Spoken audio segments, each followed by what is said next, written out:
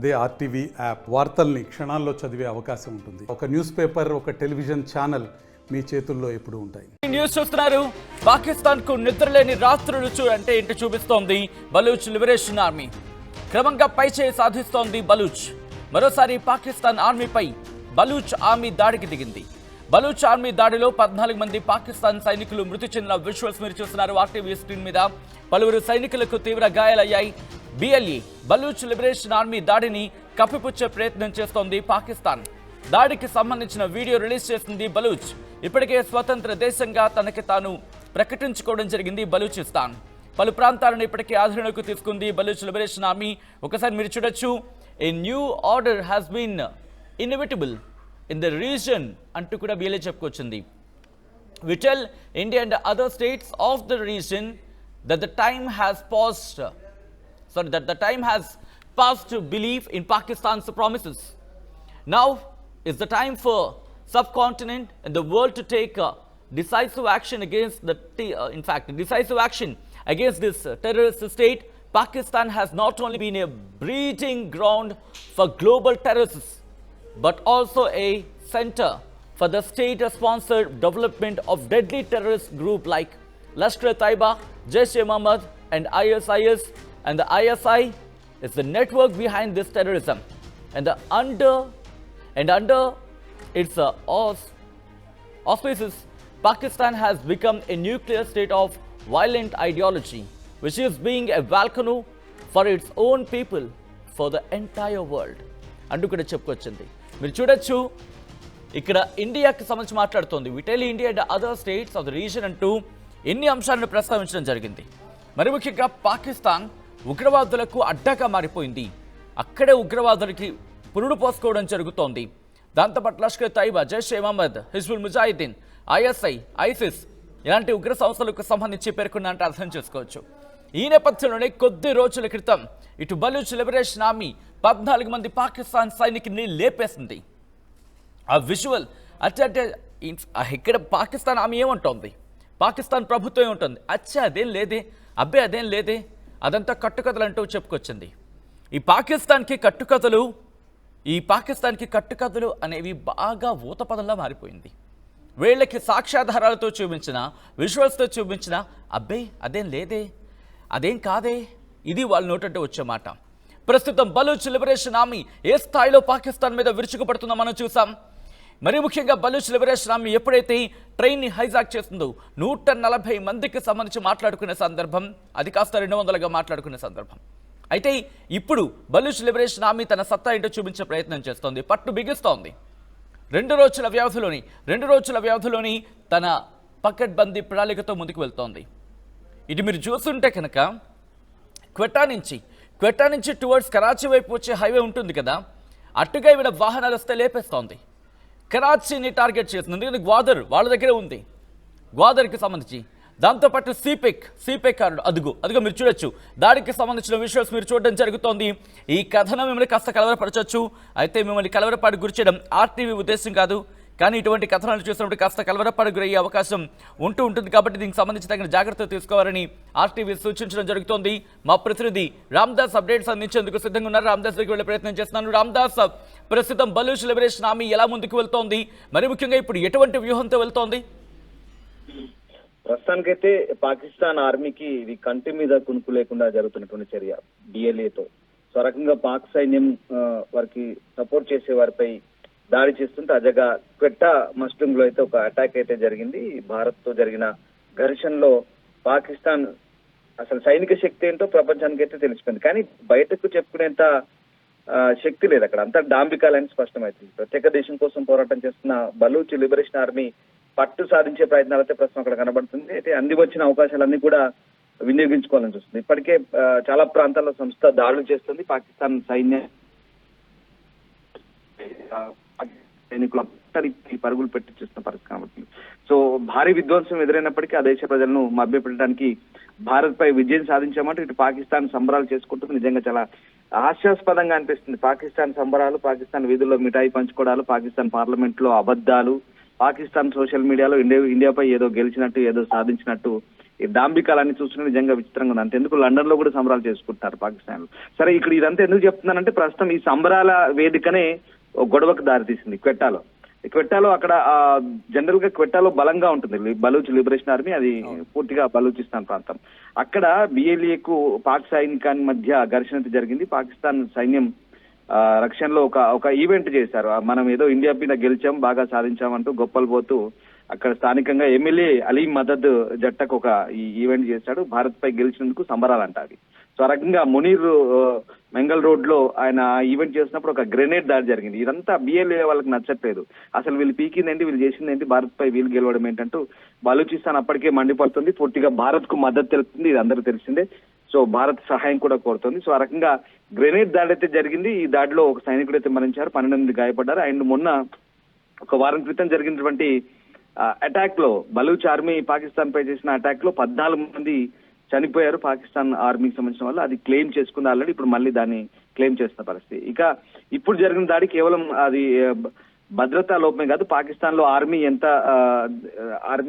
ఏ రకంగా ఉందో మనకు అర్థం పడుతుంది. అలాగే బలూచ్ ఉద్యమానికి అది ప్రతీకారానికి నిదర్శనంగా కనబడుతుంది. సో బలూచిస్తాన్ పై ఆక్రమణ కొనసాగుతున్నంత వరకు ఇలాంటి దాడులు తప్ప అంటూ బిఎల్ఏ అయితే స్పష్టం చేస్తుంది. అంతేకాదు ఇప్పుడు ఈ మస్తుంగ్ ప్రాంతంలో ఆ ఎంసీసీ క్రాన్ లో ఉన్నటువంటి పాకిస్తాన్ సైన్యం బంకర్ పై కూడా బలూచ్ లిబరేషన్ ఆర్మీ దాడి చేసింది. దాడిలో 4 పాకిస్తాన్ లో గాయపడ్డట్టు తెలుస్తుంది. ఈ రకంగా బంకర్ ఈ బలూచ్ ప్రజల అణిచివేతకు కేంద్రంగా మారిందంటూ బలూచిస్తాన్ ఆరోపిస్తున్న పరిస్థితి.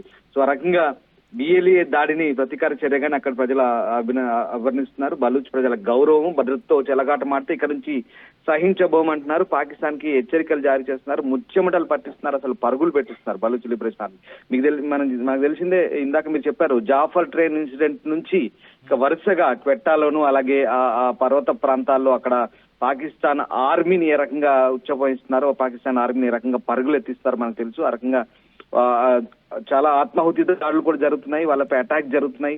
పాకిస్తాన్ ఆర్మీకి నిజంగా అది కోలుకోలేని దెబ్బ. సో ఆ రకంగా ప్రస్తుతానికైతే బలూచ్ లిబరేషన్ ఆర్మీ చెందిన జియాండ్ ఆర్మీ ప్రతినిధి జియాండ్ అనే వ్యక్తి ఒక ప్రకటన అయితే విడుదల చేశారు. బలూచిస్తాన్ లో ఎక్కడా పాకిస్తాన్ సైన్యానికి భద్రత లేదని ప్రపంచానికి తెలుసని చెప్తున్నారు. సో బలూచ్ ప్రజల మద్దతు ఎప్పటికీ ఈ ఉద్యమవాద వేర్పాటువాదానికి సంబంధించి కాదు, ఇది కేవలం ప్రజా మద్దతుతో నడిచే ఉద్యమంగా అంటారని చెప్తున్న పరిస్థితి. సో ఇప్పటికే మీకు తెలిసింది బలూచ్ ని బిఎల్ఏని పాకిస్తాన్ అటు అమెరికా టెర్రరిస్ట్ గ్రూప్ గా ముద్ర వేసిన పరిస్థితి. కానీ వాళ్ళు చెప్తున్న మాత్రం ఇది ఫ్రీడమ్ ఫైటర్, మాది స్వతంత్ర ఉద్యమం అంటూ చెప్తున్న పరిస్థితి. ఎక్కడికక్కడ పూర్తిగా అణిచివేస్తున్నారు, బలూచిస్తాన్ ప్రజల్ని అణిచివేస్తున్నారు. ఇక్కడక్కడ పూర్తిగా ఆ ప్రాంతాన్ని అంతా కూడా దోచుకుంటున్న పరిస్థితి. దీన్నే ఇప్పుడు బలూచ్ ప్రజలు వ్యతిరేకిస్తున్న పరిస్థితి కనబడుతోంది. ఇప్పుడు ఉద్యమాన్ని మరింత ఉధృతం చేస్తున్నారు. ఇది పాకిస్తాన్ ఆర్మీకి మరింత తలనొప్పులు చేస్తోంది. సో మొత్తం మీద పాకిస్తాన్ చేతుల్లోంచి బలూచిస్తాన్ జారిపోయింది. నిన్ననే వాళ్ళు స్వతంత్ర దేశంగా ప్రకటించుకున్నారు. వాళ్ళ సంబంధించినటువంటి జాతీయ చిహ్నాన్ని ప్రకటించుకున్నారు, జాతీయ జెండాను ప్రకటించుకున్నారు. తమను గుర్తించమంటూ యునైటెడ్ నేషన్స్ లో కూడా అభ్యర్థన పెడుతున్న పరిస్థితి. సో ఇప్పటికే భారత్ ను కూడా కోరుతున్నారు, తమ రాయబార కార్యాలయాన్ని అక్కడ ఈ ఢిల్లీలో ఏర్పాటు చేసుకుంటామంటూ చెప్తున్న పరిస్థితి. సో ఎక్కడికక్కడ ప్రస్తుతం ఈ 1.5 కోటి జనాభా బలూచిస్తాన్ లో పాకిస్తాన్ లో ఇది అతిపెద్ద ప్రాంతము. ఎక్కువగా సహజ నిక్షేపాలు ఉంటాయి, బొగ్గు ఉంటుంది, బంగారం ఉంటుంది, సహజ నిక్షేపాలు, సహజ వాయు నిల్వలు ఉన్నాయి, అపారంగా ఉంది. తమ ప్రయోజనాలు ఎక్కడ తమకు దక్కట్లేదని స్థానికుల వాదన. పైగా 14 మంది దాడి తర్వాత పాకిస్తాన్ ఆలోచనలో పడింది అనుకోవాలా? ఎందుకంటే ఒకరు కాదు ఇద్దరు కాదు, ఏకంగా 14 మందిని పాకిస్తాన్ సైనికులను కోల్పోయింది. దాంతోపాటు తన వ్యూహం ఇటు బిఎల్ఏని కట్టడి చేయడంలో తన వైఫల్యం ఇక్కడ క్లియర్ కట్ గా కనిపిస్తోంది. సో ఇన్ని కనిపిస్తున్నాయి కాబట్టి పాకిస్తాన్ ఆలోచనలో పడుతుందా, లేకపోతే ఇంకా తన మొండి వైఖరి తన సైన్యాన్ని నమ్ముకోవడమా, లేకపోతే తన పిచ్చి ప్రణాళికను నమ్ముకొని ముందుకు వెళ్లే ప్రయత్నం చేస్తుందా? పాకిస్తాన్ మొదటి నుంచి కూడా అణచివేత కార్యక్రమాన్ని మొదలు పెడుతుంది. బలూచిస్తాన్ లో భయోత్పాతాన్ని సృష్టిస్తోంది, అక్కడ మానవ హక్కులు హరిస్తోంది. ఇక్కడ మనకు BYA అని కూడా ఒకటి ఏర్పడింది, అక్కడ బలూచిస్తాన్ యాంగ్చి ఆర్గనైజేషన్ అంటే ఒకటి ఏర్పడింది. అక్కడ వాళ్ళంతా కూడా పూర్తిగా మానవ హక్కులను కాలరాస్తున్నారు. అక్కడ గిరిజనులని పూర్తిగా హింసిస్తున్నారు. బలూచిస్తాన్ లో అనేక హింసా కార్యక్రమాలు పాకిస్తాన్ చేస్తుంది. అది ఇక చైనా సహకారంతో మీకు తెలిసిందే, అక్కడ ఏదో కారిడార్ కూడా కట్టారు. So Pakistan China corridor సిపెక్. So ఆ రకంగా అది వాళ్ళకి ఎలాంటి ప్రయోజనం లేదు, అనేక రకాలుగా వాళ్ళను పూర్తిగా దోచుకుంటున్న పరిస్థితి కనబడుతోంది. సో చాలా మందిని జైలులో పెట్టి హింసిస్తున్నారు కూడా. సో ఆ రకంగా నాన్ స్టాప్ వార్ అయితే కొనసాగుతుంది. ఇప్పటికే బలూచిస్తాన్ లోని పలు చోట్ల పాకిస్తాన్ ఆర్మీపై బిఎల్ఏ దాడులు చేస్తుంది. పాకిస్తాన్ పోలీస్ స్టేషన్లను స్వాధీనం చేసుకుంటుంది, హైవేలను నిర్బంధిస్తుంది, పాకిస్తాన్ పోలీసులకు ఖైదు చేస్తుంది. పాక్ ఆర్మీ ఇన్ఫార్మర్లను బిఎల్ఏ ఫైటర్స్ అదుపులోకి తీసుకుంటున్నారు, ఎక్కడికక్కడ దాడులు చేస్తున్నారు, బాంబులతో పాక్ ఆర్మీ వాహనాలను పేల్చివేస్తున్నారు. సో ఇందాక మీకు చెప్పాను. సో 1.5 కోటి జనాభా ఉన్నటువంటి వీళ్ళంతా కూడా ప్రస్తుతం పాకిస్తాన్ ప్రభుత్వం తమపై రాజకీయంగా కక్ష తీర్చుకుంటుందనే ఆవేదన వీళ్ళ కడుపు మంట నుంచి పుట్టిందే ఈ బలూచ్ లిబరేషన్ ఆర్మీ. సో ఖచ్చితంగా బలూచిస్తాన్ స్వతంత్ర దేశంగా ప్రకటించిన డిమాండ్ తో ఆల్రెడీ 25 ఏళ్ల కింద ఏర్పాటైంది ఈ సంస్థ. సో ఆ రకంగా పాకిస్తాన్ ఇరాన్ మధ్య విభజించిన ఇరానియన్ జాతి సమూహమే ఇది బలూచ్. సో ఈ రకంగా ఈ ప్రావిన్స్ అంతా కూడా పూర్తి స్థాయిలో ఇప్పుడు పాకిస్తాన్ పై పోరాటానికైతే సిద్ధమవుతున్న పరిస్థితి. సో రకంగా అయితే పాకిస్తాన్ ప్రభుత్వం అయితే బలూచ్ చేసిన దాడులను ఉగ్రవాద దాడులుగా అభివర్ణిస్తుంది. క్వెట్టాలో భద్రతను కట్టుదిట్టం చేస్తుంది. రోడ్ల మూసివేతల ద్వారా నగరాన్ని గుప్పిట్లకు తీసుకున్న పాకిస్తాన్ అన్న మాటకు సంబంధించి ఒకసారి వచ్చే ప్రయత్నం చేస్తాను. ఇప్పుడు పాకిస్తాన్ తరమవుతుందా? ఎందుకంటే ఒక పక్క భారత్తోని సత్తా చాటుకునే ప్రయత్నం చేసింది, కానీ పూర్తిగా వైఫల్యమైంది, పూర్తిగా ఫెయిల్ అయింది. ఇప్పుడు బలూచిస్తాన్ ఆర్మీ విషయంలో కూడా అదే ప్రగల్భాలు పలుకుతోంది. చైనా అండ చూసుకుని ఇక్కడ మురిసిపోతుందా, లేకపోతే చైనా అండ చూసుకుని ఇక్కడ ముందడుగు వేసే ప్రయత్నం చేయబోతోందా పాకిస్తాన్? ఇక్కడ ప్రస్తుతానికైతే అంటే ఇక్కడ చైనాని కారిడార్ ద్వారా, వాణిజ్య కారిడార్ ద్వారా పూర్తిగా బలూచ్ ప్రాంతానికి అనుసంధానిస్తూ చైనాని ఇన్వాల్వ్ చేయడం ద్వారా పాకిస్తాన్ పెద్ద కుట్రే పడింది. ముఖ్యంగా అక్కడ ఉన్నటువంటి గదర్ పోర్ట్ ను చైనా సహకారంతో నిర్మించడం ద్వారా అక్కడ నుంచి పూర్తి స్థాయి రవాణాను సముద్ర మార్గ వాణిజ్యాన్ని పూర్తిగా చైనా దాకా రవాణా చేయడం ద్వారా అక్కడ పూర్తిగా చైనీలో ఇన్వాల్వ్మెంట్ చేసింది. మీకు ఒక విచిత్రం ఏంటంటే గదర్ పోర్టు పరిసర ప్రాంతాల్లో అసలు బలూచ్ ప్రజలనే అనుమతి లేదు. అక్కడ వాళ్ళనే అక్కడి ప్రజల్ని విదేశీయులాగా పరిగణించే పరిస్థితి ఉంటుంది. అంటే ఆ రకంగా ప్రస్తుతానికైతే పాకిస్తాన్ ఇప్పుడు ఒక ఆరోపణ చేస్తుంది. ముఖ్యంగా పాకిస్తాన్ చేస్తున్న ఆరోపణ ఏంటంటే బలూచ్ ఉద్యమానికి విదేశీ శక్తుల మద్దతు ఉంది. అంటే ఎవరు?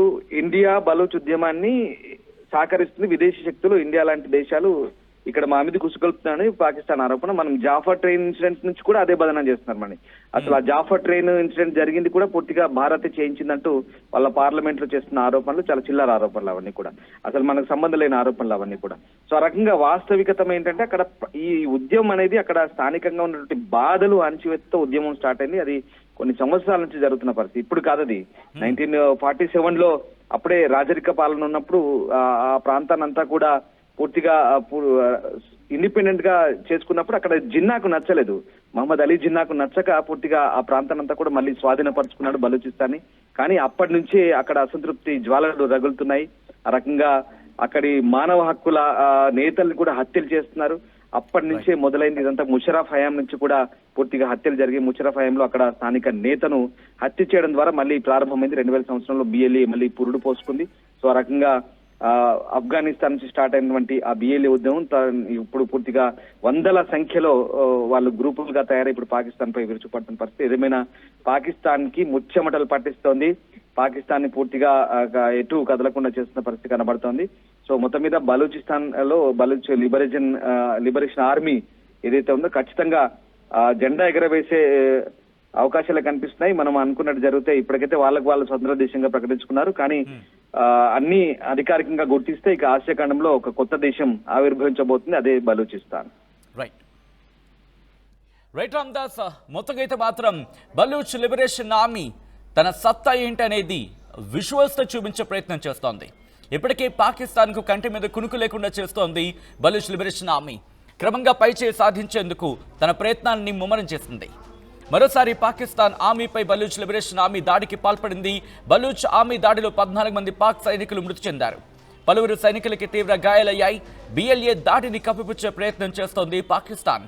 దాడికి సంబంధించిన వీడియో రిలీజ్ చేసింది బలూచ్. ఇప్పటికే స్వతంత్ర దేశంగా ప్రకటించుకుంది తనకి తాను బలూచిస్తాన్. పలు ప్రాంతాలను ఇప్పటికే ఆధీనంలోకి తీసుకుంది. BLA క్వెట్టా లాంటి ప్రాంతాల్లో పైచేయి సాధించేందుకు ఇంకా ముందుకు వెళ్లే ప్రయత్నం చేస్తోంది. ఈ నేపథ్యంలో ఇప్పుడు బలూచ్ లిబరేషన్ ఆర్మీ పాకిస్తాన్ వ్యూహాన్ని బలంగా తిప్పికొట్టగలదా? ఒకవేళ పాకిస్తాన్ కనుక తన దాడుల్ని తీవ్రతరం చేస్తే బలూచ్ లిబరేషన్ ఆర్మీ పరిస్థితి ఏంటి? ఇటు బలూచ్ లిబరేషన్ ఆర్మీ ఏం చేయబోతోంది? ఇటుపై పాకిస్తాన్ మీద ఎటువంటి పైచేయి సాధించే అవకాశం ఉంది? స్వతంత్ర దేశంగా తనకి తాను ప్రకటించుకున్న తర్వాత ఏం జరిగే అవకాశం ఉంది? పాకిస్తాన్ ఏం చేయబోతోంది? ఇప్పుడు ఆసక్తికరంగా మారింది.